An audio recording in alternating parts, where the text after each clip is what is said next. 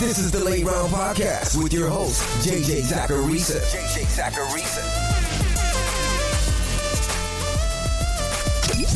What's up, everyone? It's JJ Zacharisa, and in this episode 935 of the Late Round Fantasy Football Podcast, sponsored by Underdog. Thanks for tuning in. Even though you drafted your fantasy teams back in August, you can still do snake drafts right now over on Underdog. Just head to UnderdogFantasy.com or download the Underdog app. In the draft section, click NFL and you'll see tons of drafts that you can participate in right now. And if you're new to Underdog, make sure you sign up with promo code LATEROUND. That'll get you a nice deposit bonus as well as my rest of season rankings. Those rankings are updated for you each Tuesday once you get the link to them. But to get them, you have to sign up, use promo code LATEROUND, make a deposit, and start playing. Now let's get to these 10 trends. Now I of course have to start today's show by talking about my guy Tyrone Tracy. Tracy missed the end of their game against the Steelers because of a concussion, but even still, he finished the day with a 91% running back rush share, and he dominated. He had 20 carries for 145 yards on the ground. That 91% running back rush share, that's noteworthy, because it not only was the highest of his season, but it was in a game where Devin Singletary was active. Tyrone Tracy, when healthy, is the Giants' RB1. Let's hope he can get back on the field sooner rather than later. It's so alarmingly clear that the Browns were running out their worst quarterback when Deshaun Watson was healthy this year. Jamus Winston jumped in this past week, he got the start, and he threw for 334 passing yards. Watson hadn't gotten over 200 passing yards all season. The last time he threw 300 yards, January of 2021. Now, the Ravens have been a team that teams are throwing on. In fact, when you adjust for strength of opponent, Baltimore's given up about 71 more passing yards per game than their opponent's season-long averages.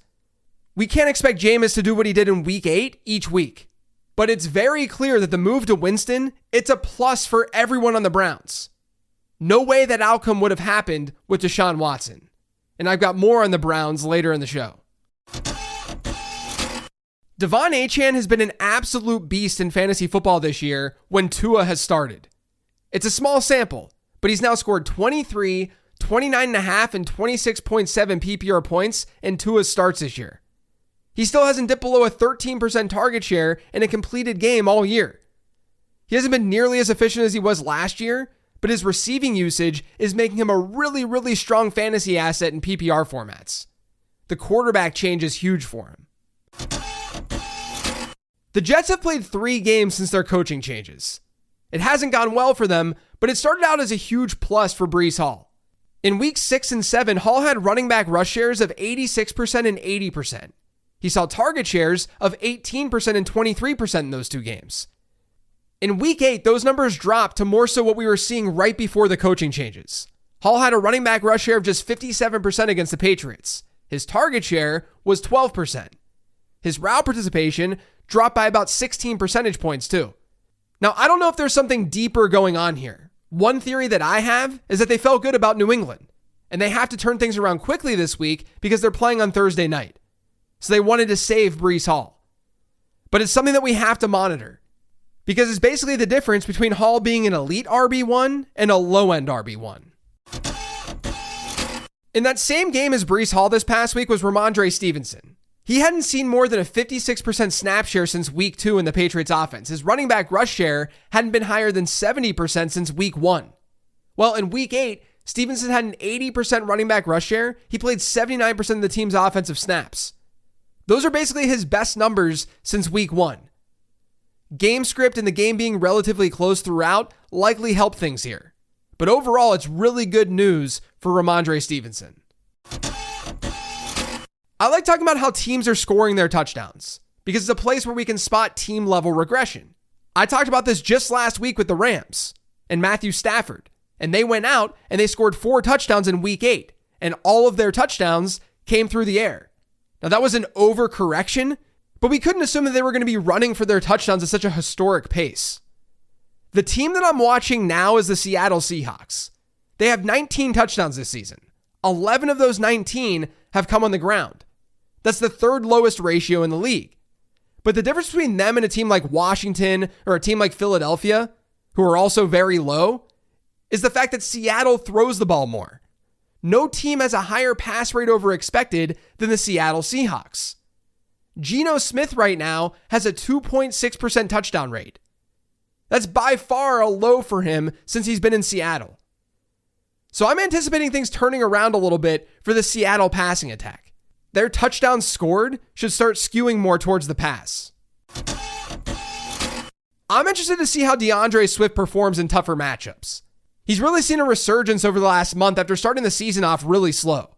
In weeks 1 to 3, Swift averaged 6.5 PPR points per game. Over his next 4 games, so through week 8, he's averaged 22.6.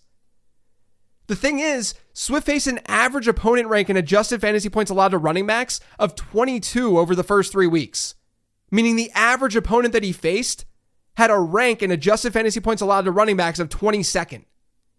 In the other split, the average rank was 8.5. He's seen a much easier schedule over the last 4 games. Now, I'm bringing this up because it's a trend, but also because the Bears will face teams ranked as the 10th most favorable, the 5th most favorable, and the 17th most favorable in adjusted points allowed to running backs over their next 3 games. But then there's a stretch after that where they get the Vikings and the Lions each twice over a 5-game stretch. And those are 2 of the most difficult matchups for running backs. So the short term, things should be okay. Long term, it remains to be seen. It's going to be really interesting to watch. On the season, only one relevant quarterback has an average depth of target above 10, and it's Anthony Richardson. His ADOT is 12.3. He's throwing the ball down the field at the highest rate in football. According to PFF, his rate of throwing it 20-plus air yards, it's almost 5 percentage points higher than the player in second. When you're throwing the ball deep, it's going to be naturally harder to complete those throws, which is part of the reason that his completion rate is so low. Now, with that being said, his completion percentage over expected is still by far the worst in football. So it's understandable why the Colts want Joe Flacco under center. Maybe not long term, maybe their thinking is really short term, but if they want the best quarterback under center right now, that's got to be Joe Flacco. I think the bottom line with Richardson, he's got to stop playing hero ball. And one way to figure that out is by sitting on the sideline and learning. And I think that's what the Colts are thinking right now. Some may consider me an Elijah Moore truther. And I'm happy to report that in week 8, he saw a 29.3% target share for the Browns. He had a 15% target share the week before. He's now scored 10 plus PPR points in back-to-back games. And those are games without Amari Cooper. You could consider him an ad right now, at least in deeper formats. This is one of the better environments that he's been in during his career. He was a very good prospect who put up honestly elite rookie season numbers. Why not see what he has? Now, the last trend this week is about one of the least talked about storylines of the fantasy football season, in my opinion, that should be talked about more. Brock Purdy is running the football a lot more than any of us expected. Purdy's currently 8th in quarterback rush attempts. He's 9th in quarterback rushing yards. He scored 3 times on the ground. Guys, Brock Purdy is averaging more rushing yards per game right now than Josh Allen. Purdy's already almost increased his 2023 rushing total by 50%. And we're seeing that help his fantasy totals.